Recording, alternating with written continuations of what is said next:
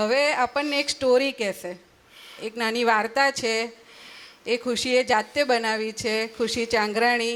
એમાં આપણને કંઈક મેસેજ આપે છે. એક છોકરી દાદા પાસે જાય છે અને એની આખી સ્ટોરી છે, એમાં બહુ સરસ મેસેજ છે. ખુશી આપણને જાતે વાત કરશે. स्टेज ऊपर ऊपर स्टेज। एक बार की बात है, एक लड़की थी रिंकी। वो बहुत होशियार थी और उसके मन में बहुत सारे सवाल थे। उसमें से ये एक सवाल था कि भगवान कहाँ रहते हैं। उसको वो कब से ढूंढने की कोशिश कर रही थी भगवान को, पर उसको कहीं मिल नहीं रहे थे। इसीलिए उसने आज सोचा कि आज मैं भगवान ढूंढूंगी। फिर वो अपनी दादी माँ के पास गई। उसकी दादी ने बोला कि भगवान मंदिर में रहते हैं और उनकी मूर्तियों में। फिर वो मंदिर गई।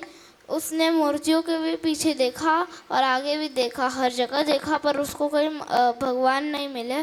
फिर वो संत साधु के पास गई। वो एक भगवान की बुक पढ़ रहे थे। फिर जब रिंकी ने उनसे पूछा कि भगवान कहाँ रहते हैं, तो संत साधु ने बोला कि भगवान गॉड की जो बुक होती है ना, उसमें रहते हैं। तो उसने एक एक पेज फाड़ के देखा भगवान की बुक का, पर उसको कहीं नहीं दिखे। तो फिर वो अपने मम्मी के पास गई। उसकी मम्मी ने बोला कि भगवान स्काई में रहते हैं। फिर वो सबसे टॉप फ्लोर पे गई और ऊपर देखने लगी, तब भी उसको भगवान नहीं दिखे। तब वो पोस्टमैन के पास गई। तो पोस्टमैन ने बोला कि क्या हुआ, आपको कुछ चाहिए मेरे से? तो फिर रिंकी ने बोला, आपको तो पता ही होगा कि भगवान कहाँ रहते हैं। तो पोस्टमैन ने बोला, आप मेरे को कैसे पता? फिर रिंकी ने बोला कि आप तो हर किसी के घर जाते हो तो आपको पता होगा। फिर पोस्टमैन ने बोला कि जो भगवान होते हैं वो पिलर के पीछे और फिर बेड सोफ़ा हर जगह रहते हैं, मतलब पिलर उधर सब। फिर जब वो उस पिलर में देखा, बेड में देखा और सोफ़ा में भी देखा, टेबल में भी देखा, पर उसको कहीं नहीं मिले। फिर उसने अपने फ्रेंड को बोला कि क्या हुआ है, मेरे को भगवान ढूंढना है। और फिर पिंकी जब उससे हेल्प करने लगी, उसकी दोस्त का नाम पिंकी था। तो फिर जब वो उसे हेल्प करने लगी, तब पिंकी को याद आया कि यार दादा भगवान सत्संग करने वाले शाम को मंदिर में। फिर जब वो मंदिर जब सत्संग ख़त्म हो जाएगा, तब हम मंदिर में मिलेंगे और दादा भगवान से पूछेंगे कि दादा भगवान कहाँ रहते हैं, भगवान मतलब गॉड कहाँ रहते हैं। तो फिर उस शाम को वो लोग मंदिर में गए सत्संग ख़त्म होने के बाद। फिर जब सत्संग ख़त्म हो गया, तब वो दादा भगवान के रूम में गए। तब वो विश्राम कर रहे थे। फिर उन्होंने सोचा हम थोड़ी देर बाद आएंगे। फिर जब वो उठ गए थे, तब उनने देखा कि रिंकी और पिंकी मेरे रूम में हैं। तो फिर उन्होंने पूछा कि भगवान कहाँ रहते हैं दादा भगवान, आपको तो पता ही होगा। फिर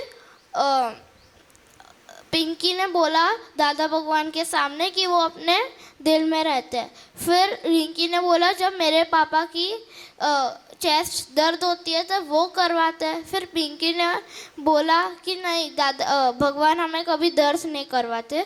फिर दादा भगवान ने बोला कि वो एक हर एक लिविंग बीइंग में रहते हैं, जैसे पशु पक्षी जानवर और ह्यूमन बीइंग्स में। पर फिर उनने रिंकी और पिंकी ने बोला कि हाँ वो तो है, क्योंकि हम चल सकते हैं, बोल सकते हैं। तो फिर दादा भगवान ने बोला कि बस वो नॉन लिविंग थिंग में नहीं होते, मतलब जिनमें जान नहीं होती है। तो फिर रिंकी और पिंकी ने बोला कि क्यों, उनमें क्यों नहीं होते। फिर जब दादा भगवान ने रिंकी से उसकी रिंग मांगी, फिर दादा भगवान ने उसको थोड़ी दूर से नीचे फेंका। तो रिंकी ने बोला दादा ये क्या था, और पिंकी ने बोला हाँ दादा ये क्या था। तो फिर जब दादा भगवान ने बोला क्या अगर मैं तुमको मारूं तुम दोनों का क्या तुमको दर्द होगा? तो उनने बोला हाँ हमें तो दर्द होगा, क्योंकि हमको लगती है इतनी। तो फिर दादा भगवान ने बोला कि जब तुम्हारे घर कोई सत्संग या फंक्शन होता है और तब तुम्हारे घर बहुत सारे मेहमान आते तो क्या तुम खुश होते हो? तो उनने बोला हाँ हम खुश होते हैं क्योंकि हमको प्राउड होता है कि वो हमारे घर आए हैं।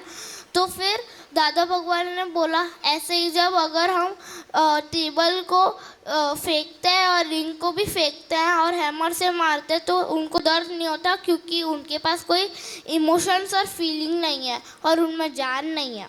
तो रिंकी और पिंकी ने बोला पर हमें कैसे पता चलेगा अगर हम उनको मार दे तो फिर दादा भगवान ने बोला कि अगर तुम किसी भी चींटी नहीं तो कोई जीव जंतु को मार दो गलती से तो अपने हाथ जोड़ के बोलो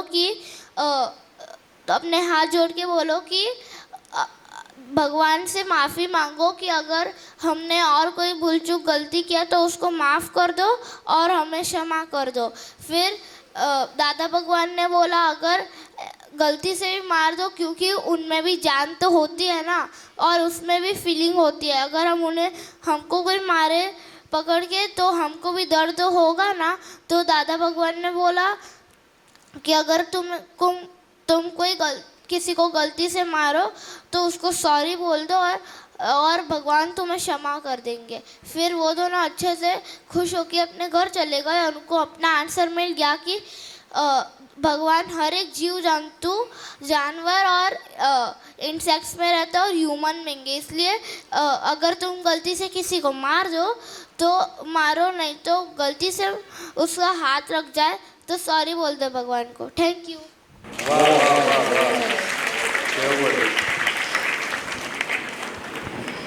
सच्चिदानंद इसने तो घर के आजू बाजू ढूंढा, वो कबीर जी तो पूरे इंडिया में ढूंढते थे, कितने भाव से ढूंढते थे, कलकत्ता गए, उड़ीसा गए, मद्रास गए, फिर भी नहीं मिले और इसको तो तुरंत मिल गए।